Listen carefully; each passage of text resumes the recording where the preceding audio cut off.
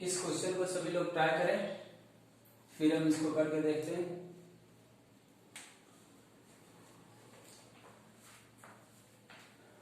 देखिए इस तरह के सवाल को हम कैसे बनाते हैं। तो ये अभी हम लोग कुछ प्रॉब्लम करने जा रहे हैं, ठीक है, इसमें जिसमें rate of reaction, concentration, order और रेट कांस्टेंट इन सब से रिलेटेड सवाल हो सकता है। जिसमें से पहला सवाल है, ये सवाल एक्चुअली एनसीईआरटी का है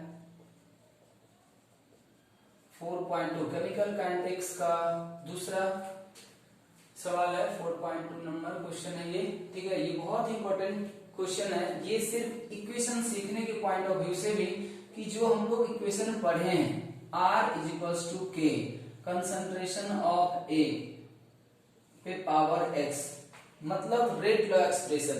तो हम लास्ट में बता भी रहे थे जब ये थ्योरी हम लोग खत्म कर रहे थे कि रेट बराबर के a to the power x का जो इक्वेशन है, देखने से बहुत ही सिंपल लगता है, लेकिन जब इसको हम सॉल्व करने लगते हैं तो ये चीज ध्यान रखना होता है कि जिस टाइम का रेट पूछेगा उसी टाइम के रिएक्टेंट का कंसंट्रेशन पुट करना होगा। तो ये जो सवाल है वो इसी पार्ट से रिलेटेड है। एक बार हम लोग सवाल को रीड कर लेते हैं। जैसा कि इस क्वेश्चन में बोला जा रहा है कि एक केमिकल रिएक्शन दिया हुआ, अब इस केमिकल रिएक्शन का रेट लॉ एक्सप्रेशन खुद क्वेश्चन में दे रखा है। इसका मतलब ये हुआ कि इस रिएक्शन का हमें ऑर्डर पता चल जाएगा, और ये ऑर्डर कितना हो जाएगा 2 बी के रिस्पेक्ट में, और यहाँ एक के रिस्पेक्ट में, तो ओवरऑल ऑर्डर कितना हो जाएगा 3 हो जाएगा। या कोई यहां से भी निकाल सकता था। खैर जब रेट लॉ एक्सप्रेशन दे ही रखा है तो ऑर्डर हम वहां से निकाल लेंगे। अब कह रहा क्या कि इस रिएक्शन का जो रेट कांस्टेंट है वो कितना दिया हुआ 2 × 10⁻⁻6, इतना रेट कांस्टेंट दिया। तब कह रहा क्या कि कैलकुलेट करें अब इनिशियल रेट, ठीक है। इनिशियल रेट कहने का ये मतलब हुआ कि ये कंसंट्रेशन भी क्या रहा होगा, इनिशियली रहा होगा। तो अब हम इसका शुरुआत कैसे करेंगे। अब जैसे देखिए यहाँ पे कह रहा है इनिशियल रेट, तो रेट निकालने का बहुत सारा तरीका था। इनिशियल रेट निकालने का एक और तरीका था कि इक्वेशन दिया था उसको डिफरेंशिएट कर लेते। तो अब कौन सा इक्वेशन लगाना है, ठीक है, तो वो डिपेंड करता है डाटा के ऊपर। तो यहाँ हमें ये पता चल रहा है कि यहाँ पे ऑर्डर भी पता चल गया, के भी पता चल गया, और कंसंट्रेशन भी पता है। इसीलिए इस सवाल को बनाने के लिए हमेशा यही इक्वेशन को यूज करना होगा। तो अब हम लोग अगर यहाँ पे एनालाइज करें 2a + b, जो रिएक्शन हमारा दिया हुआ 2a + b change to a to b, ठीक है। अब जैसा देखें कि ये सवाल बहुत आसानी से हम लोग बना सकते हैं। पहले हम लोग एनालिसिस कर लेते हैं, फिर दोनों पार्ट को सॉल्व करेंगे। अब जैसे देखिए t = 0 पे इसका कंसंट्रेशन कितना दिया गया है 0.1, कुछ समय के बाद इसका बताएं कितना है इनिशियली 0.06, ठीक है। अब देखिए कह रहा क्या, ये अगर हम वैल्यू इसमें रख देंगे तो आ जाएगा, लेकिन ये जो दूसरा पार्ट है ये ज्यादा इंपॉर्टेंट है। ये पार्ट ज्यादा इंपॉर्टेंट है, क्यों? क्योंकि इसमें कह रहा क्या कि रेट हमें तब बताना है जब a घट के कितना हो चुका 0.06 हो चुका। अब सोचे कि जब a घट के 0.06 हुआ होगा तो क्या b नहीं घटेगा, क्या b भी तो घटा होगा ना। तो घट के ये कितना हो गया होगा ये क्वेश्चन में नहीं दिया हुआ, इसीलिए इस चीज को हमें खुद से निकालना होगा। अब इसको हम कैसे निकालें, तो ये स्टोइकियोमेट्री हम ऐसा बहुत सारा सवाल कर चुके हैं कि जब कोई भी रिएक्टेंट का अमाउंट दिया जाए तो हम ये बता सकते हैं कि उसमें प्रोडक्ट कितना बनेगा, कौन सा रिएक्टेंट कितना बचेगा। इसका तरीका हमारा क्या होता था, हम स्टोइकियोमेट्रिक कोएफिशिएंट से रिलेट करते हैं। कह रहा क्या कि जब इसका 2 मोल घटेगा तब इसका कितना मोल घटेगा 1 मोल घटेगा। अब सोचे कि अगर हम इसका 1 मोल घटाएंगे तब इसका कितना मोल घट जाएगा 1/2 मोल घटेगा। अब हमें ये फाइनली सोचना है कि आखिर A का घटा कितना मोल है। तो पहले था 0.1, अब हो गया कितना 0.06, तो घटा कितना 0.04 मोल घटा है। इसीलिए अगर हम बात करें यहाँ पे कि ये कितना घट गया होगा,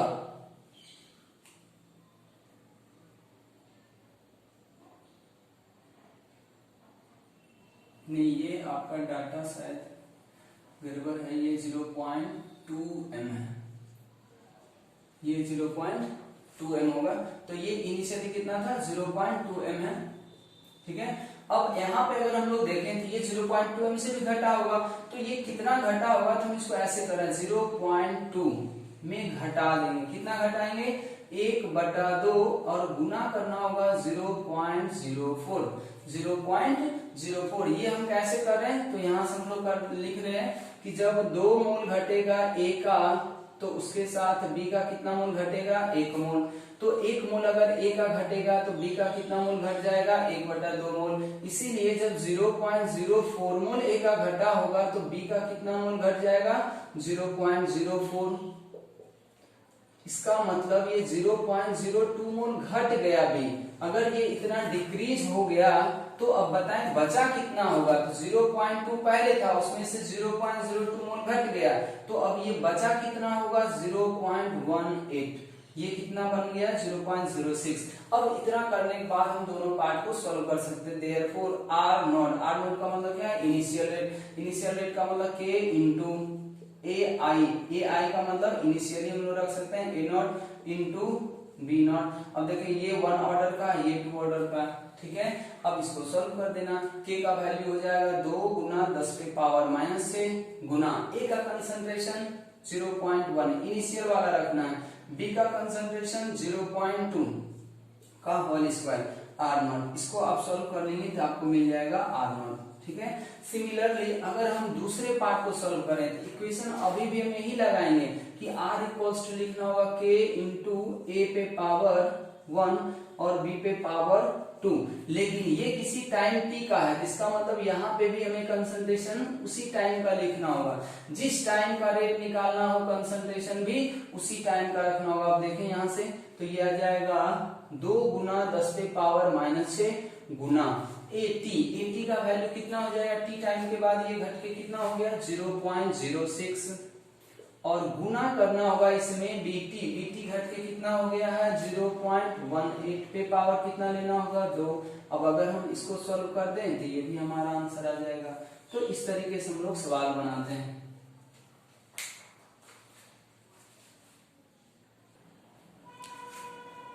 नेक्स्ट क्वेश्चन इस तरीके का हो सकता है, ठीक है। इसको भी सभी लोग ट्राई करें, हम करते हैं फिर। देखिए इस तरह के सवाल आपको बहुत सारे मिलेंगे। NCERT एक्सरसाइज में भी ऐसा बहुत सवाल है, कॉम्पिटिटिव एग्जामिनेशन में भी ऐसा बहुत सवाल पूछता है।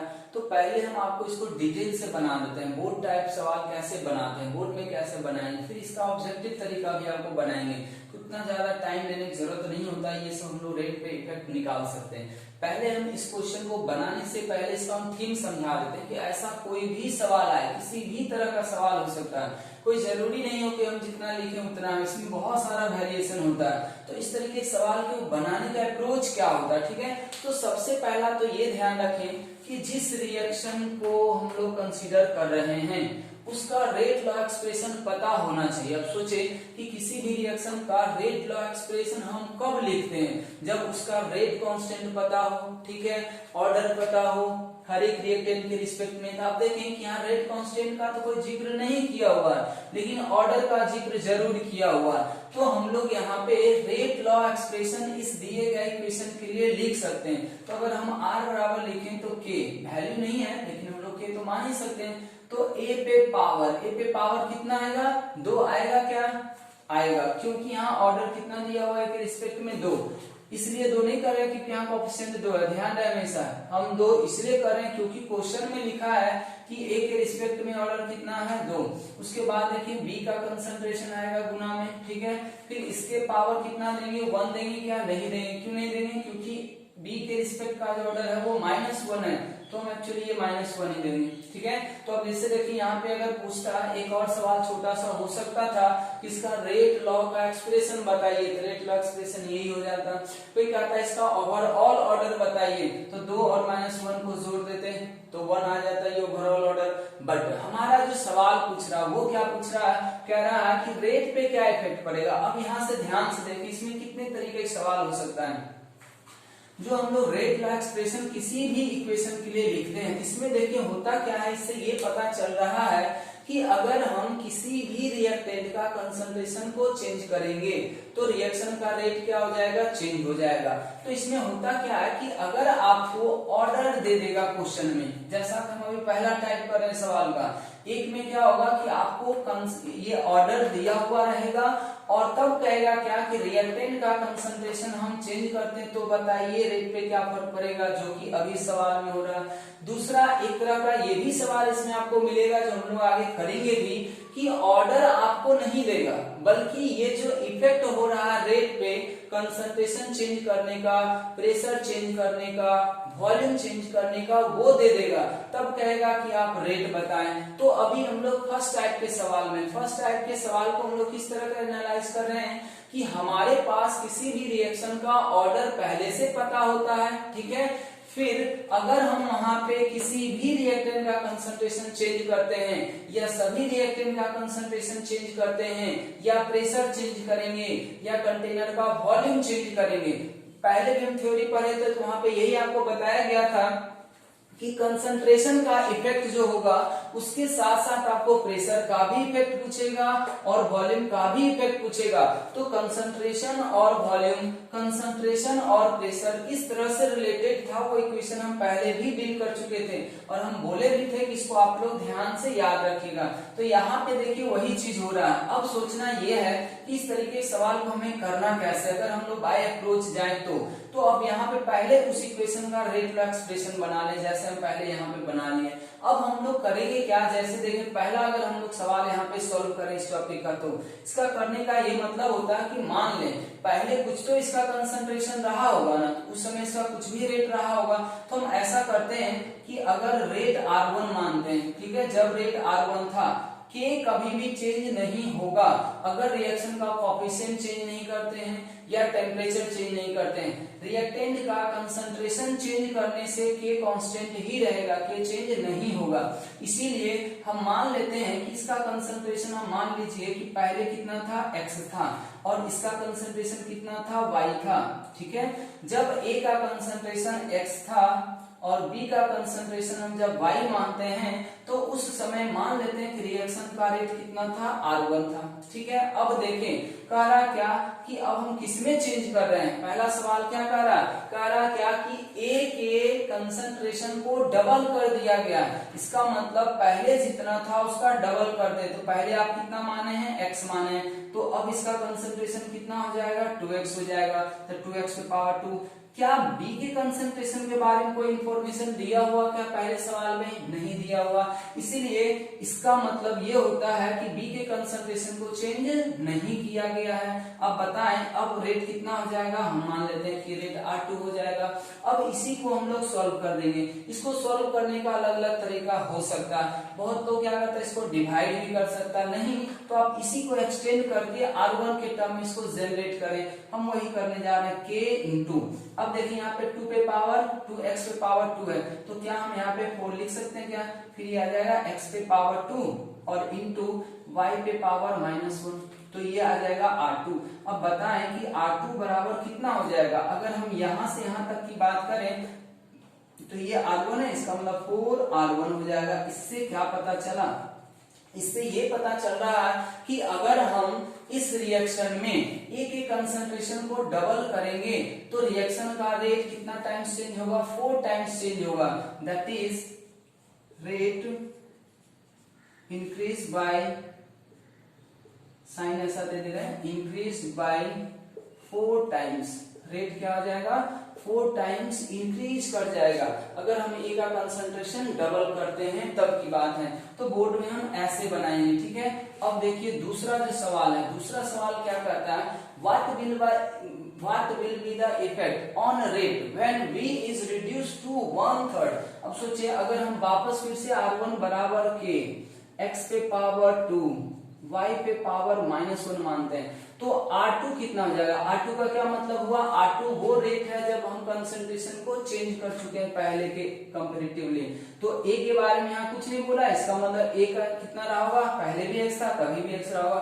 Y का रहा रिड्यूस टू 1/3, रिड्यूस टू 1/3 का मतलब ये हो जाएगा y/3 घट के 1/3 हो गया, मतलब जितना था उसका 1/3 घट चुका है। पहले y था तो y का 1/3 मतलब कितना हो जाएगा, y/3। अब सोचिए इसको अगर हम सॉल्व करें वापस, हम k इंटू एक्स का स्क्वायर गुना y पे पावर -1 और गुना y ये 1/3 पे पावर -1 हम कर सकते हैं क्या, ठीक है। या इसी को अगर हम सॉल्व कर दें तो R2 बराबर मेरे समझ से आ जाएगा R1 गुना ये पूरा कितना हो जाएगा R1, और इसको हम लोग 3 लिख सकते हैं। इसका मतलब कितने टाइम्स बढ़ जाएगा रेट, 3 टाइम्स बढ़ेगा। तो ये दूसरा सवाल हो गया। अब आता तीसरा सवाल वॉल्यूम वाला। अब यहाँ पे थोड़ा सा ध्यान दें, ये पार्ट थोड़ा सा इंपॉर्टेंट है, इसको हम लोग ऑब्जेक्टिव में ये सारे सवाल को ऑब्जेक्टिव के लिए अलग तरीका यूज करेंगे। थर्ड में देखिए क्या करा, कंसंट्रेशन हम पहले बताए थे कि रेट एक्सप्रेशन में डायरेक्टली कंसंट्रेशन होता है। अगर मान लीजिए प्रेशर यूज कर रहा या वॉल्यूम यूज कर रहा तो पहले वॉल्यूम के इफेक्ट को आप कंसंट्रेशन में चेंज करें, ठीक है, उसके बाद फिर से इस इक्वेशन में रख दें। अब हम लोग यहाँ पे लिखेंगे कि when volume of container is double, अगर वॉल्यूम ऑफ कंटेनर को डबल कर दिया गया, इसका क्या मतलब हुआ कि रिएक्शन अभी तक जिस पॉट के अंदर हो रहा था अब पूरे रिएक्शन को डबल वॉल्यूम के कंटेनर में कन्वर्ट कर दिया गया है। तो हम वहां पे क्या बताए थे कि ये हमें याद होगा इक्वेशन की कंसंट्रेशन और वॉल्यूम एक दूसरे का इनवर्सली प्रोपोर्शनल था। इसका ये मतलब बताया गया था आपको कि अगर हम किसी कंटेनर का वॉल्यूम डबल करेंगे तो उस कंटेनर में जितना भी स्पीसीज होगा उन सबका कंसंट्रेशन कितना हो जाएगा, आधा हो जाएगा। इसका मतलब कहने का ये हुआ कि इसी क्वेश्चन को कोई ऐसे भी पूछता कि अगर हम ए का भी कंसंट्रेशन आधा कर देते हैं, बी का भी कंसंट्रेशन आधा कर देते हैं, तब बताइए रिएक्शन के रेट पे क्या फर्क पड़ रहा होता। तो दोनों सवाल एक ही है। तो इसीलिए हम बोले थे जब आपके क्वेश्चन में वॉल्यूम का इफेक्ट आए तो आप पहले उसको कंसंट्रेशन के इफेक्ट में चेंज कर लें अपने मन से, प्रेशर का इफेक्ट आए तो भी उसको कंसंट्रेशन में चेंज कर लें। तो हम लोग यहाँ पे ये लिख सकते हैं कि जब वॉल्यूम को डबल करेंगे then concentration of each substance, ये बहुत ध्यान रखना है, ईच सब्सटेंस, हर एक सब्सटेंस का ईच सब्सटेंस बिकम्स हाफ, आधा हो जाएगा। इसका मतलब ये हुआ कि अगर पहले R1 रेट है, कब, जब A का कंसंट्रेशन X था और B का कंसंट्रेशन Y था, अब रेट कितना हो जाएगा, तो मान लेते हैं कब रेट R2 हो जाएगा, लेकिन कब, जब अब ये x/2 हो गया होगा और ये कितना हो गया होगा, y/2 हो गया होगा। अब वापस हम इसको फिर से उसी तरीके से सॉल्व करते हैं। यहाँ पे लिख रहे हैं सभी लोग ध्यान दें, R2 बराबर, हम वापस इसको k गुना x का होल स्क्वायर और गुना y का पावर -1 इसी तरीके से लिखते हैं। अब सोचो और क्या क्या बच रहा है, ये बच रहा 1/2 पे पावर 2 और ये बच रहा फिर 1/2 पे पावर -1। अब यहाँ से देखिए क्या हो रहा है, R2 बराबर अगर हम k इंटू ये पूरा x1 लिख लें, ये सॉरी R1 लिख देते हैं, ये R1 हो जाएगा गुना, देखिए बेस सेम है, पावर क्या हो जाएगा, जुड़ जाएगा, ये आ जाएगा 1/2 पे पावर 1। इसका मतलब R2 बराबर आ गया R1/2। इसका मतलब अब देखिए यही सब ऑब्जेक्टिव सवाल बनेगा, ऐसे तो डिटेल डिस्कशन ऐसा हो ही गया है। अब हम लोग को यहाँ से ये पता चल रहा है कि अगर हम इसी को ऑब्जेक्टिव में बनाएं तो हम सीधा सीधा ये कर सकते हैं, पहले हम वॉल्यूम वाले समझ लेते हैं कि रेट में जो चेंज होगा ना, ठीक है, वो इनवर्सली प्रोपोर्शनल आएगा। वो क्या आएगा, इनवर्सली प्रोपोर्शनल होगा, किसमें, चेंज इन वॉल्यूम पे पावर ओवर ऑल ऑर्डर, ठीक है। जैसा कि हम यहाँ कह रहे हैं कि अगर इसी सवाल को हम ऑब्जेक्टिव पॉइंट ऑफ व्यू से बनाते हैं तो हम बस इतना लिखते हैं कि चेंज इन रेट जो होगा वो होगा चेंज इन वॉल्यूम, ये वर्ड को याद रखना, चेंज इन वॉल्यूम पे पावर क्या कर देना, ऑर्डर, ऑर्डर ये ओवर ऑल लेना, ओवर ऑल ऑर्डर। अगर कोई इतना लिखे तो इस सवाल को देखिए हम आराम से बना सकते हैं, R बराबर सीधा हम कर सकते हैं R1 बटा कितना चेंज हुआ था, वॉल्यूम डबल किए थे, पावर कितना हो जाएगा 1। इसका मतलब ये देखिए सीधा सीधा कितना रहा, इतना। तो इसको ऑब्जेक्टिव पॉइंट ऑफ व्यू के लिए भी हम पॉइंट लिख लेंगे, पहले इतना लिख लें सभी लोग, फिर इसको ऑब्जेक्टिव तरीके से हम लोग कर लेते हैं, हम समझते मिटा दें इसको।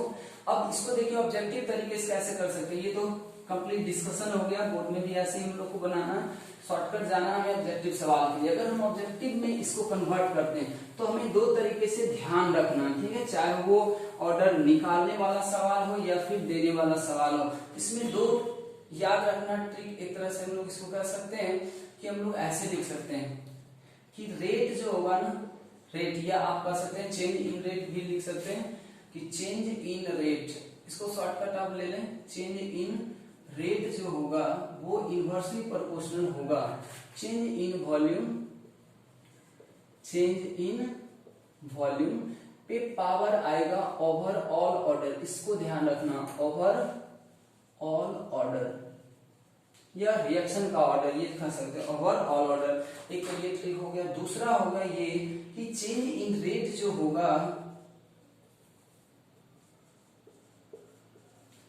चेंज इन रेट जो होगा वो डायरेक्टली प्रोपोर्शनल होगा change in concentration, change in concentration of each substance पे पावर क्या करना है, उसका ऑर्डर, इंडिविजुअल ऑर्डर,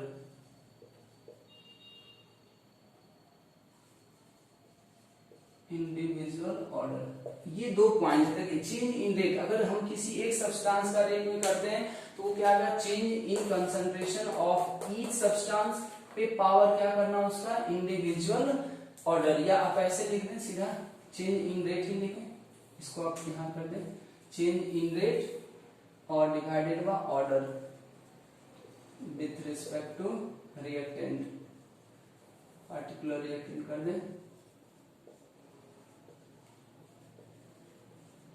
देखिए अब इस दोनों पॉइंट को लगा के आपको दिखाते हैं, जैसे यहाँ पे निकालना था ना पहला, अब इसी को अगर हम ऑब्जेक्टिव पॉइंट ऑफ व्यू से बनाते हैं ना, तो पहला सवाल देखिए कितना आराम से हमारा बन जाता, पता चल जाता। क्या कर रहा है, ए का ऑर्डर चेंज हुआ तो हम लोग सीधा लिखेंगे आर बराबर रेट में कितने से चेंज होगा, तो रेट में चेंज करने मतलब जितना रेट पहले रहा हो उसका इतना टाइम्स हो जाएगा। तो देखिए ए का कंसंट्रेशन क्या किया, डबल किया, तो चेंज इन कंसंट्रेशन कितना हो गया, डबल, पे पावर आप कितना कर देंगे उसके रिस्पेक्ट ऑर्डर दो, इसका मतलब ये कितना रहा 4, तो चेंज इन रेट बराबर कितना आ गया हमारा, चेंज इन रेट है ये, चेंज इन रेट कितना आ गया, सीधा सीधा 4 आ गया, मतलब 4 टाइम्स हो जाएगा। ठीक है, दूसरा अगर हम लोग सवाल करते हैं तो आप देखिए क्या कर रहा है, बी के कंसंट्रेशन को 1/3 किया गया, इसका मतलब कि अगर हम लोग लिखें चेंज इन रेट बराबर क्या करें, चेंज इन कंसंट्रेशन कितना हुआ 1/3 हुआ, पे पावर कितना कर देंगे -1, मतलब ये कितना हो जाएगा 3 टाइम्स बढ़ जाएगा। ठीक है, और अगर हम तीसरा पार्ट करते हैं तो change in rate, change in rate बराबर क्या हो जाएगा, चेंज इन वॉल्यूम, तो वॉल्यूम कितना हो गया है 1/2 कर रहा है ना, 1/2 करना, चेंज इन वॉल्यूम डबल हुआ, पे पावर वन ऑर्डर, देख लें। ठीक है, तो अब इस तरीके के सवाल बना सकते हैं। एक और सवाल है, इसको जल्दी से लिखो। देखिए इस तरह का छोटा छोटा सवाल हो सकता है एक लाइन का, इसको हम लोग ऑब्जेक्टिव पॉइंट। अब ये सवाल देखिए, ये सवाल बहुत ही इंपॉर्टेंट है, बाकी सारे सवाल से अच्छा है। ठीक है, अब इसको हम कैसे देखे बनाएंगे, ठीक है, तो इसके लिए भी हम लोग वही 2 फंडा लगाएंगे। हम यहाँ पर वापस उसको लिख देना चाहेंगे फिर से कि चेंज इन कंसंट्रेशन या चेंज इन रेट, इसको लास्टली सभी लोग समझे, चेंज इन रेट बराबर क्या होता है, चेंज इन कंसंट्रेशन पे पावर हम लोग क्या लगाते हैं, ऑर्डर। ठीक है, फॉर ईच, ऐसे याद रखें, फॉर ईच रिएक्टेंट, हर एक रिएक्टेंट के लिए काम करना। ठीक है, दूसरा है कि चेंज इन रेट बराबर आप ऐसे भी लिख सकते हैं, चेंज इन वॉल्यूम पे पावर, यहां पे आपको ओवरऑल ऑर्डर देना है। बस यही 2 फंडा है ऑब्जेक्टिव सवाल को बनाने के लिए, और ऐसे आपको बहुत सारे सवाल मिलेंगे। ठीक है, तो ये आप आराम से बना सकते हैं। और इस तरह के सवाल में एक बात और आप गौर कीजिएगा कि एक चीज आपको कॉमन मिलेगा कि जितना रिएक्टेंट दिया हुआ रहेगा उतना इंफॉर्मेशन देगा। जैसे देखिए पहला सवाल हम लोग किए थे, एक रिएक्टेंट था तो सिर्फ ए का कंसंट्रेशन चेंज किया, फिर दूसरा सवाल हम लोग किए बी था तो सिर्फ ए का, ए और बी था, ए का भी चेंज कर रहा था, बी का भी, मतलब 2 इंफॉर्मेशन दिया। हम देखिए ए बी सी 3 रिएक्टेंट, इसलिए 3 इंफॉर्मेशन दिया हुआ, तो उसी तीनों इंफॉर्मेशन को हम लोग यूज करके ऑर्डर निकाल सकते हैं। तो आप इसको बनाने के पहले हम लोग ऐसा मान भी सकते हैं कि let order of A P हो जाएगा, तो B का हम लोग Q मान सकते हैं, ठीक है, और C का हम लोग R मान सकते हैं। तो इस तरीके से हम पहले ही मान चुके हैं, ठीक है। अब देखें सॉल्यूशन हम लोग यहाँ पे कैसे कर सकते हैं। पहला इंफॉर्मेशन देखें क्या कर रहा है, कह रहा कि on doubling the volume of container, मतलब कंटेनर का वॉल्यूम चेंज कर दिया, तो रेट में देखिए कितने टाइम्स का चेंज हुआ, 8 टाइम्स। लेकिन ये इंक्रीज हुआ या डिक्रीज हुआ, डिक्रीज हुआ। इसका मतलब हमें ये वाला लगाना चाहिए इक्वेशन, ये वाला। तो अब चेंज इन रेट जो है वो कितना हो गया, 1/8 हो गया। चेंज इन रेट कितना हो गया, 1/8। 8 नहीं करेंगे यहाँ पे, 1/8 कर रहे हैं, क्यों, क्योंकि डिक्रीज हुआ।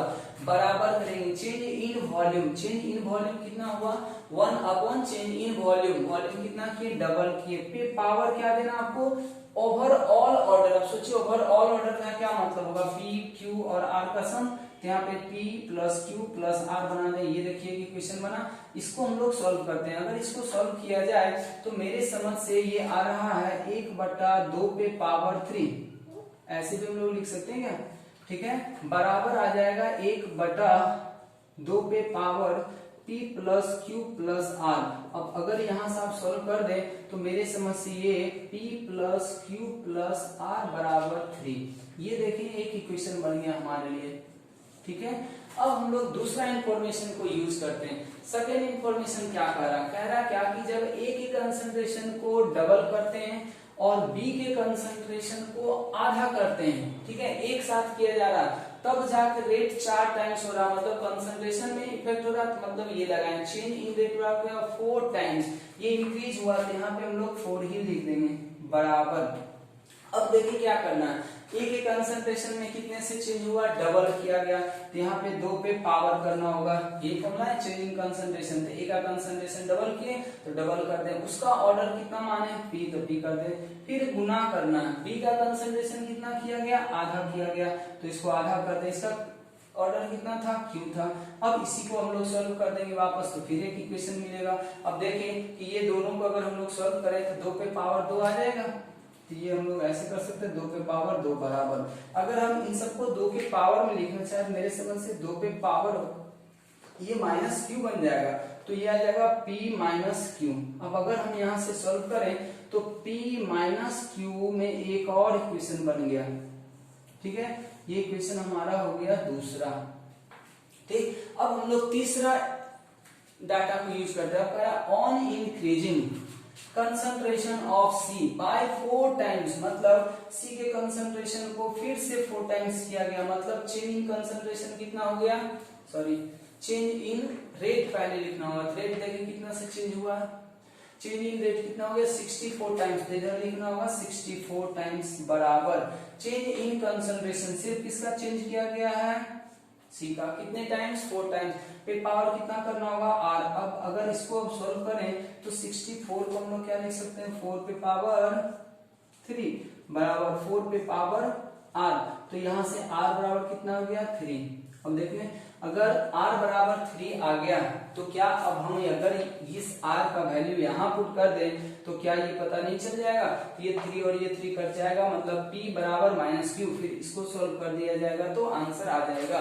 तो अगर हम यहाँ पे लिखें 3, अब हम लोग लिख सकते हैं कि from 1 2 and 3 we get Q and P also।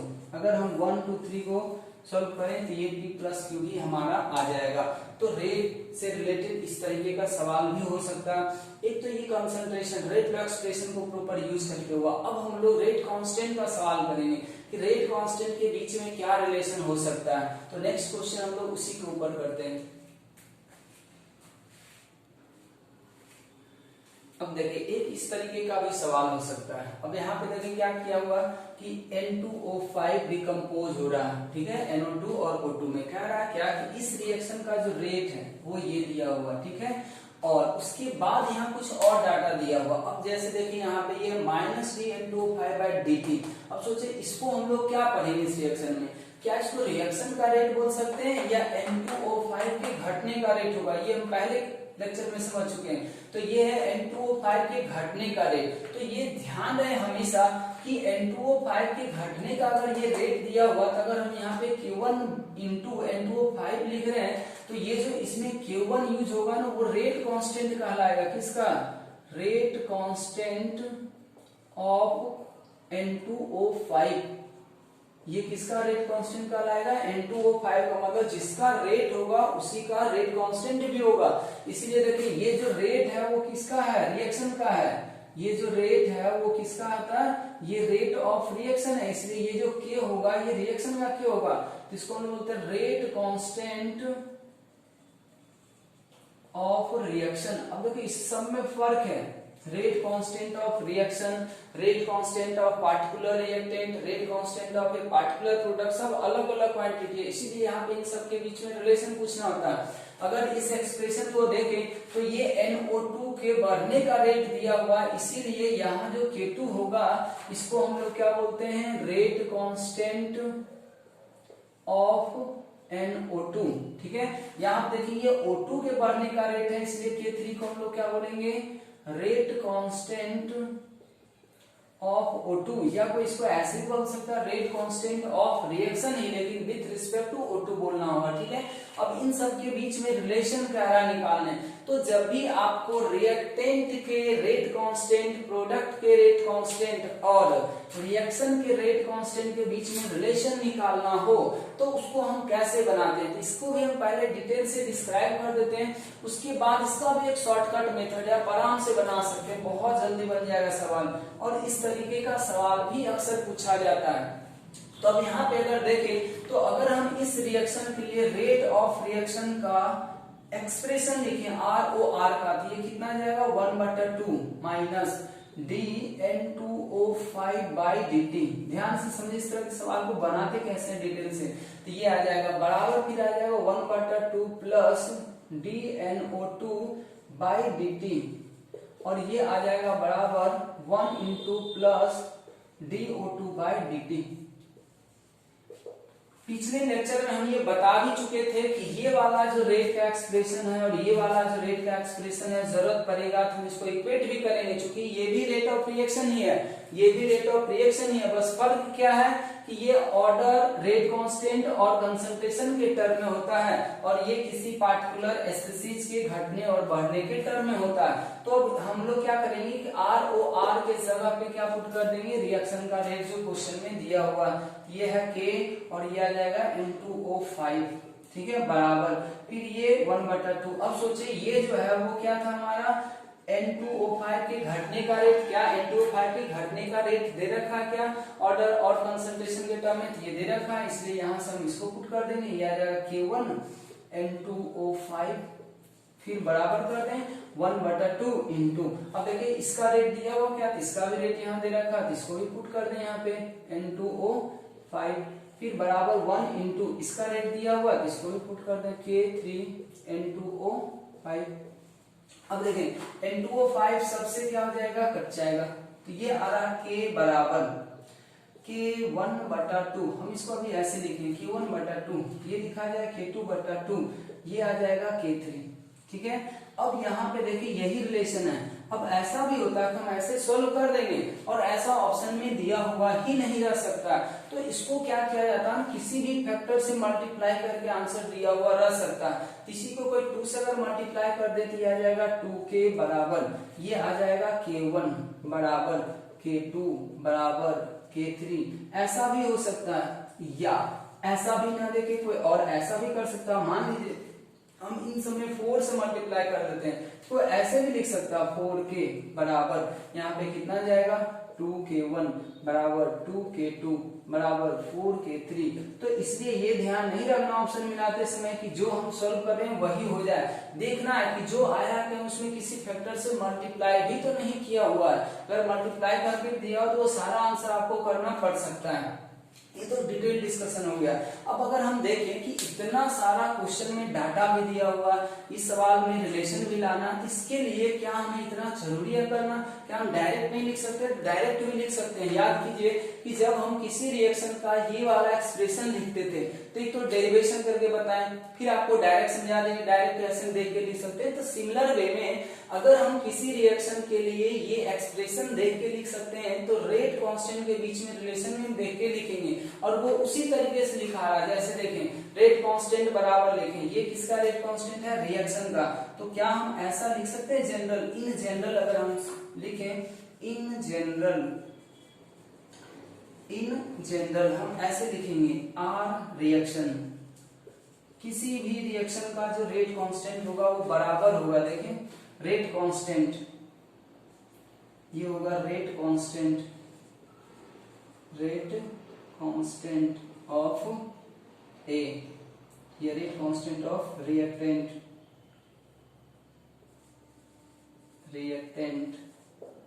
Divided by उसका कौन सा? स्टोइकियोमेट्रिक कोएफिशिएंट,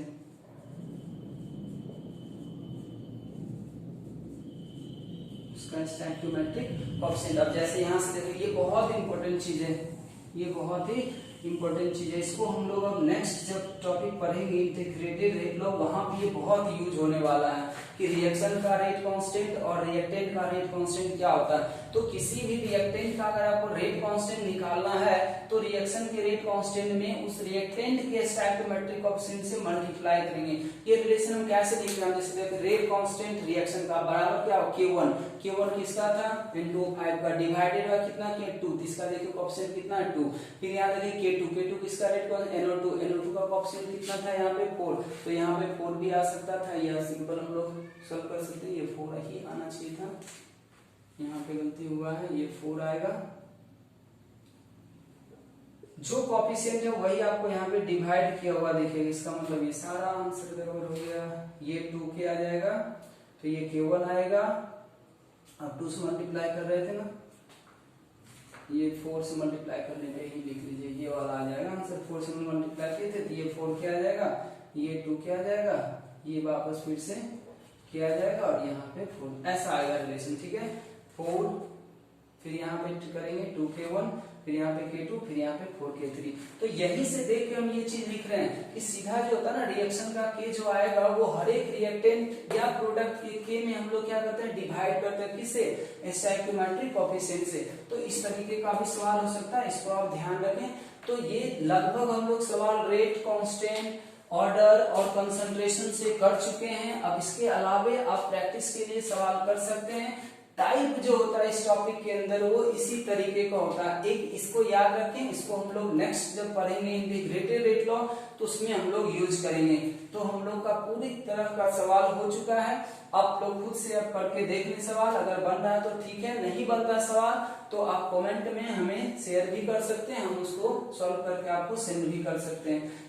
तो इस तरीके से इसको हम लोग बनाते हैं। आज के लिए हम लोग इतना करते हैं। अब नेक्स्ट जो हम लोग पढ़ेंगे वो पढ़ेंगे इंटीग्रेटेड रेट लॉ, वो भी बहुत इंपॉर्टेंट होता है। ये हमारा पहला पार्ट अभी खत्म हो रहा है फैक्टर वाला। एक फैक्टर अभी मात्र खत्म हुआ हमारा, 2 फैक्टर टेम्परेचर और कैटलिस्ट अभी बचा हुआ है। तो इसी वाले में कंसंट्रेशन वाले में हम लोग अब इंटीग्रेटेड रेट लॉ को यहाँ पे इंट्रोड्यूस करेंगे, फिर हम लोग टेम्परेचर के इफेक्ट पे आएंगे।